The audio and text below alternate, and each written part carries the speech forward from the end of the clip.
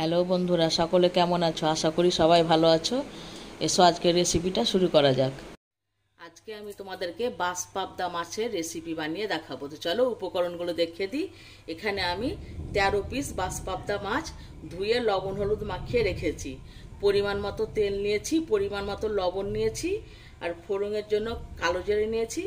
আর এখানে আমি একটা মশলার ব্যাটার তৈরি করে রেখেছি। এর মধ্যে আছে হাফ টমেটো পেস্ট করে রেখেছি, আর 1 চামচ আদা বাটা, 1 চামচ রসুন বাটা, 1 চামচ জিরে গুঁড়ো, 1 চামচ ধনে গুঁড়ো, হলুদ গুঁড়ো, লঙ্কা গুঁড়ো আর কাশ্মীরি লঙ্কার গুঁড়ো রঙের জন্য দিয়ে একসাথে আমি মিক্স করে জল দিয়ে তৈরি করে রেখেছি।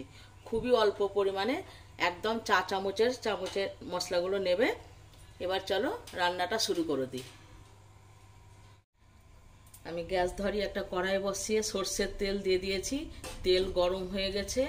তেলটা এবার কড়াইয়ের গায়ে এরকম করে আমি বুলিয়ে দেবো, না তো মাছগুলো কড়াইয়ে আটকে যাবে।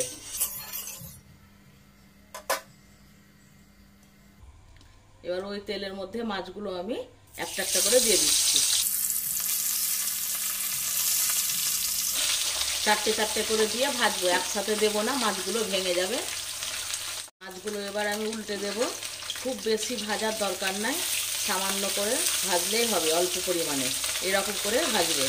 লাল করারও দরকার নাই। বাঁশপাবদা মাছ এগুলো কাঁচাও যদি মনে করে ঝোলে দেবো তাও হবে। এরকম করে ভেজে উঠিয়ে নেব। ভাজা হয়ে গেছে। এবার আমি মাছগুলোকে অন্য পাত্রে তুলে নিচ্ছি। এই দেখো, এরকম করে ভাজবে, বেশি লাল করার দরকার নেই। এগুলো কড়া হয়ে গেলে খেতে ভালো লাগবে না। এপিট ওপিট করে একটু হালকা রং ধরে গেলে নামিয়ে নেবে। ওই তেলের মধ্যে আমি আবার বাকি মাছগুলোকে ভেজে নেব। দেখো, মাছগুলো আমার সব ভাজা হয়ে গেছে। এবার আমি উঠিয়ে নিচ্ছি।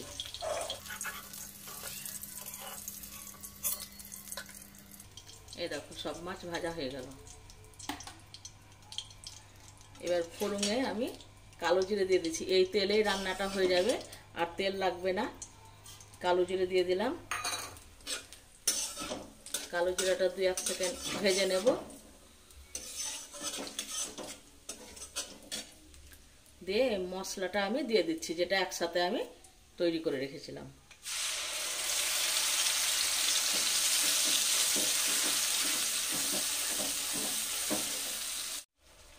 মশলার বাটি ধুয়ে একটু আমি জল দিয়ে দিচ্ছি।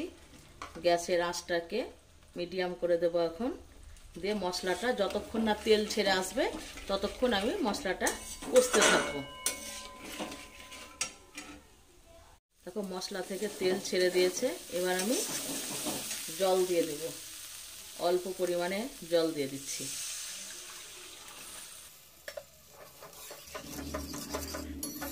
দিয়ে ঝোলটা ফুটে উঠলে তখন মাছগুলো ছেড়ে দেব। এবার লবণ দিয়ে দিচ্ছি। ঝোলটা ফুটতে লেগেছে, এবার মাছগুলো ছেড়ে দেব।